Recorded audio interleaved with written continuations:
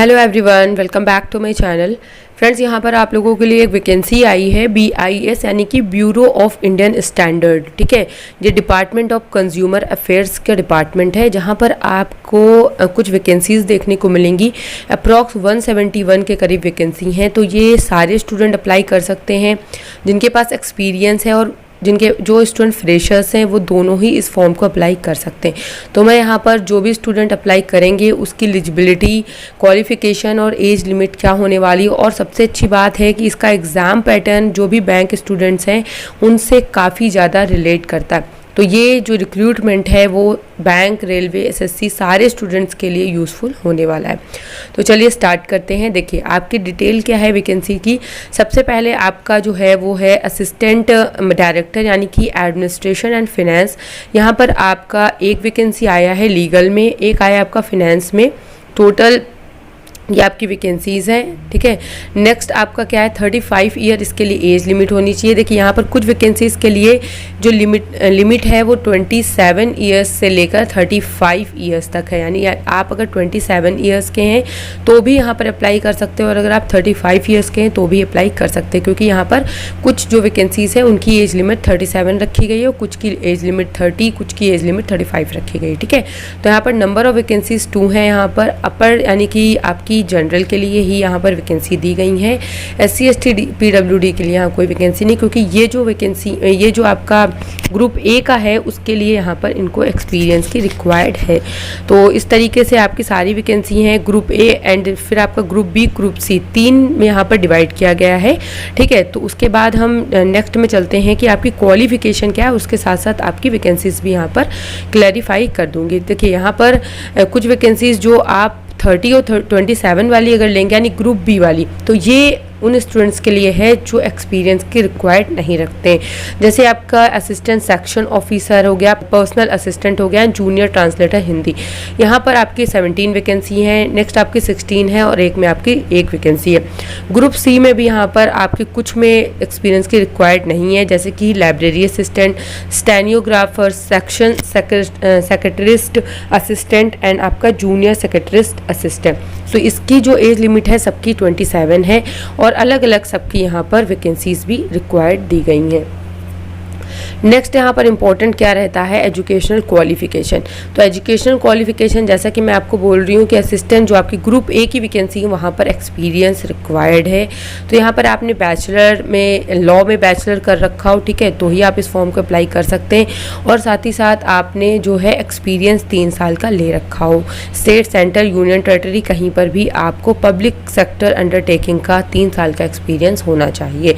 Next आपका assistant director है, यहाँ पर भी आपको 5 ईयर का एक्सपीरियंस रिक्वायर्ड है, मास कम्युनिकेशन, सोशल वर्क में, और सारी चीज़ें जो है जो एक्सपीरियंस स्टूडेंट अप्लाई करना चाहते हैं। इसलिए मैं इसका लिंक जो है आपको टेलीग्राम पर प्रोवाइड कर दूंगी। इस पूरे नोटिफिकेशन का उसको डाउनलोड करके एक बार आप ज़रूर चेकआउट कर ले, क्योंकि अगर मैं एक एक चीज़ को बताऊँगी यहाँ पर तो वीडियो काफ़ी लंबी हो जाएगी। तो जो जो इम्पोर्टेंट है, और मुझे पता है कि मेरे जो सब्सक्राइबर हैं वो ज़्यादातर फ्रेशर्स हैं, इसलिए मैं यहाँ पर जो चीज़ों को स्पेसिफाई करूँगी वो ज़्यादातर फ्रेशर्स के लिए करूँगी। फिर भी यहाँ पर एक्सपीरियंस को थोड़ा सा बता जरूर दूंगी। तो असिस्टेंट डायरेक्टर के लिए भी आपका क्या होना चाहिए, 5 ईयर का एक्सपीरियंस होना चाहिए। लाइब्रेरी अंडर सेंट्रल गवर्नमेंट में होना चाहिए, स्टेट गवर्नमेंट या पब्लिक सेक्टर अंडरटेकिंग में, और डिज़ायरेबल होगा, यानी कि अगर आपने डिप्लोमा ले रखा है कंप्यूटर एप्लीकेशन में तो आपका ये क्या है, डिज़ायरेबल है। ठीक है, नेक्स्ट यहाँ पर चलते हैं असिस्टेंट सेक्शन ऑफिसर यानी आपका ग्रुप B। तो ग्रुप B में जैसा कि मैं आपको बोल रही हूँ कि आपको एक्सपीरियंस का रिक्वायर्ड नहीं है, लेकिन यहाँ पर क्या है, बैचलर डिग्री होनी चाहिए। ठीक है, कंप्यूटर प्रोफेशनल टेस्ट आपका लिया जाएगा, उसके बाद आपका नेशनल स्किल क्वालिफिकेशन फ्रेमवर्क होगा, और उसके बाद आपका क्या होगा, qualification skill test and computer professionality.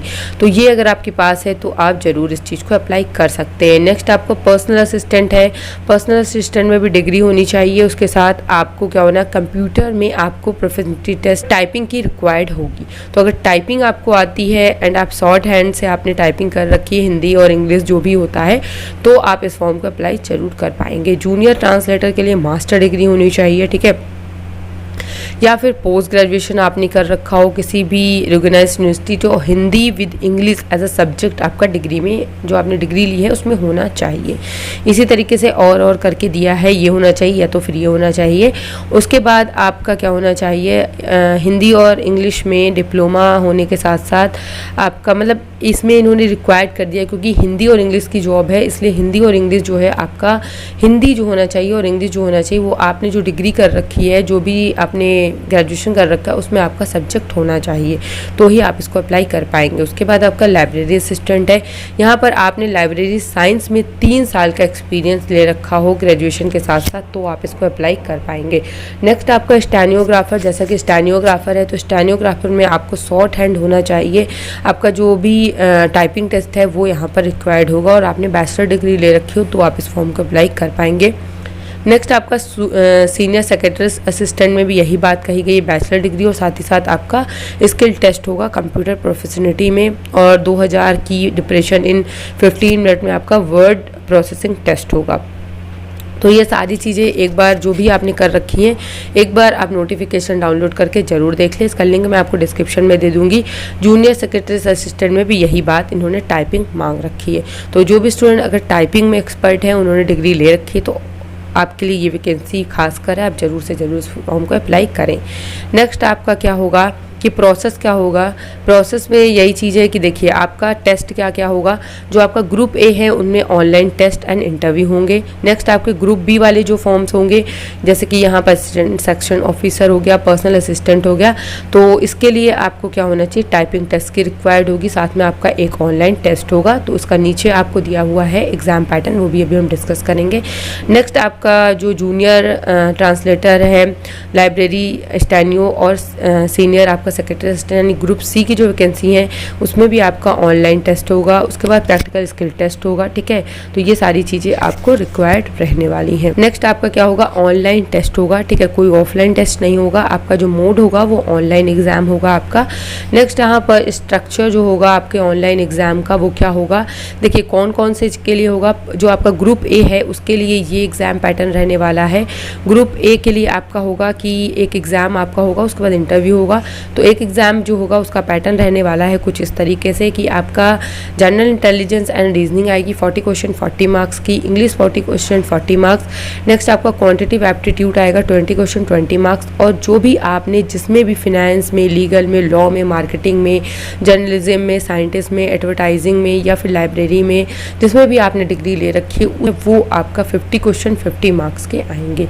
तो टोटल 150 क्वेश्चन 150 मार्क्स और 120 मिनट आपको पूरे दिए जाएंगे इस पेपर को निकालने के लिए। और यहाँ पर 50% मार्क्स जो होने चाहिए वो रिक्वायर्ड रहेंगे ही रहेंगे, इससे कम अगर आएंगे तो आप डिस्क्वालीफाई हो जाएंगे, ठीक है। नेक्स्ट आपका ग्रुप बी के लिए पैटर्न कुछ इस तरीके से रहेगा कि आपका रीजनिंग आएगा, जनरल अवेयरनेस आएगा, जीए यानी कि क्वांटिटेटिव एप्टीट्यूड आएगा और उसके बाद आपका इंग्लिश आएगा। तो जो आपका रीजनिंग होगा उसका सबसे ज़्यादा वेटेज होगा और इंग्लिश का वेटेज सबसे ज़्यादा होगा। 50 क्वेश्चन 50 मार्क्स के होंगे।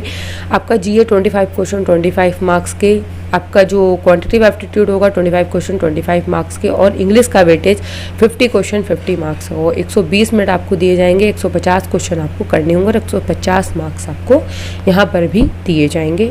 नेक्स्ट यहाँ पर आपका थर्ड जो होगा जूनियर ट्रांसलेटर और लाइब्रेरी असिस्टेंट के लिए कुछ इस तरीके से पैटर्न होने वाला है। जैसा कि ग्रुप बी के लिए पैटर्न है वैसा ही यहाँ पर ग्रुप सी के लिए पैटर्न है, लेकिन यहाँ पर आपका जो क्वांटिटेटिव एप्टीट्यूड है उसको बदल दिया गया है आपकी जो भी डिग्री रहेगी उससे, यानी कि हिंदी आपका सब्जेक्ट होगा तो उसका जूनियर ट्रांसलेटर हिंदी में होगा। और आपने लाइब्रेरी साइंस में जो भी डिग्री ले रखी उसके रिगार्डिंग आपको 50 क्वेश्चन 50 मार्क्स के पूछे जाएंगे। 120 आपको टाइम दिया जाएगा 120 मिनट का, 150 क्वेश्चन 150 मार्क्स के आपको यहाँ पर दिए जाएंगे। तो कुछ इस तरीके से आपका ग्रुप ए, ग्रुप बी और ग्रुप सी का पैटर्न रहने वाला है।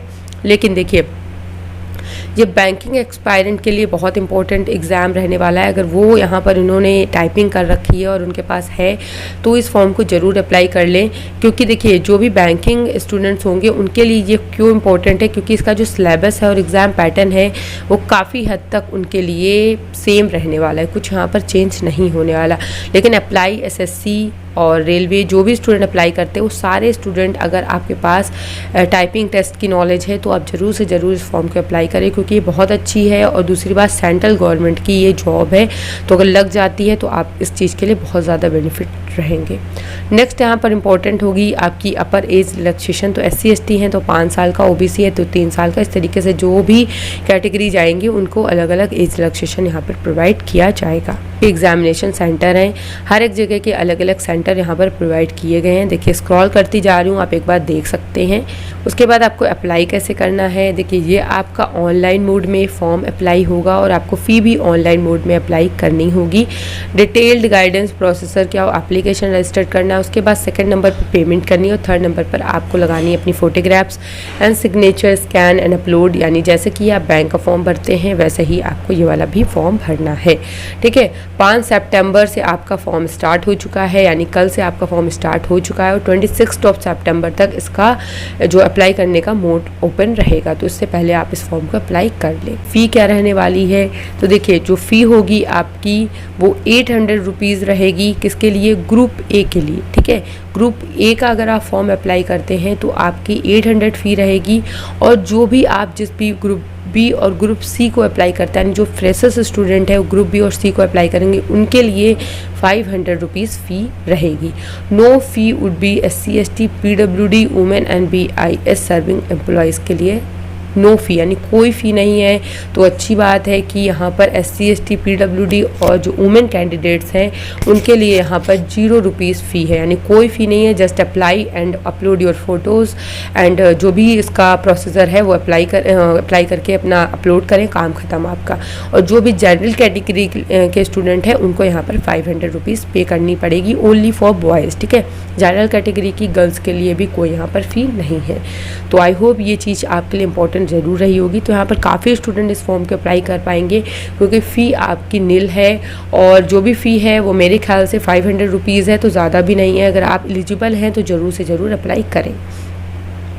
नेक्स्ट आपकी जो आपकी इंपॉर्टेंट डेट्स हैं वो मैं आपको पहले ही बता चुकी हूँ कि 5 सितंबर से 26 सितंबर तक आपकी रहेंगी और दूसरी बात फ़ी भी आपको इसी ड्यूरेशन में करनी है। नेक्स्ट आपका एडमिट कार्ड और आपकी ऑनलाइन एग्जामिनेशन की डेट भी यहाँ पर दे दी गई हैं। देखिए ये टेंटेटिव हैं, चेंज भी हो सकती हैं, बट आपको प्रिपरेशन इसके दौरान ही करनी है, इस चीज़ को ही कंसिडर कर प्रिपरेशन करनी है। तो आपका एडमिट कार्ड 20 अक्टूबर तक का टेंटेटिवली दिया गया है और आपका जो एग्ज़ाम है वो 8 नवंबर। सबसे अच्छी बात है कि यहाँ पर एक एग्ज़ाम होगा, no prelims no mains, just एक एग्ज़ाम आपको देना है और आप टाइपिंग टेस्ट को क्लियर करते हुए अपना एग्ज़ाम पूरी तरीके से क्वालिफाई कर सकते हैं। 8 नवंबर यहाँ पर एग्ज़ाम की आपकी डेट दी गई है। तो ये पूरा आपका नोटिफिकेशन में जो जो इंपॉर्टेंट चीज़ें थी और मुझे लगा कि आपके साथ डिस्कस करनी चाहिए तो मैंने आपके साथ डिस्कस कर ली। अगर फिर भी कोई क्वेरी है तो आप कमेंट सेक्शन में ज़रूर से ज़रूर लिख सकते हैं, उसके रिगार्डिंग मैं आपको वीडियो में या फिर कमेंट सेक्शन में ही बता दूँगी। और इसका जो नोटिफिकेशन है वो टेलीग्राम पर जाके ज़रूर से ज़रूर डाउनलोड कर लें। आपको अगर आपने अभी मुझे टेलीग्राम पर ज्वाइन नहीं किया है तो ज्वाइन करने के लिए आपको टेलीग्राम पर जस्ट डालना है बैंकिंग व्यूवर्स और मेरा आपको लोगो दिख जाएगा, उसको आपको सब्सक्राइब कर लेना और वहाँ से आपको जो भी मैं PDFs प्रोवाइड करती हूँ, जो भी नोटिफिकेशंस डालती हूँ वो सब आपको वहाँ से मिल जाएंगे। वीडियो अच्छे लगे तो लाइक और शेयर ज़रूर करिएगा और चैनल पर नए हैं तो ज़रूर सब्सक्राइब कर लीजिएगा। आज के लिए इतना ही, थैंक्स फॉर वॉचिंग। अच्छी बात है कि आपके लिए अब पॉजिटिव न्यूज़, गुड न्यूज़ आना स्टार्ट हो गई हैं, नोटिफिकेशंस आने स्टार्ट हो गए, एग्ज़ाम की डेट भी गवर्नमेंट की तरफ से देना स्टार्ट हो गया। तो प्रिपरेशन अगर आपने अब तक रोक रखी थी तो कंटिन्यू करने का टाइम आ गया है, कंटिन्यू करें और अच्छे से अपने एग्ज़ाम दें। इस बार आपको ज़रूर से ज़रूर क्वालिफाई करना है जिससे कि आपको नेक्स्ट ईयर का वेट ना करना पड़े। चलिए आज के लिए इतना ही, थैंक्स फॉर वॉचिंग।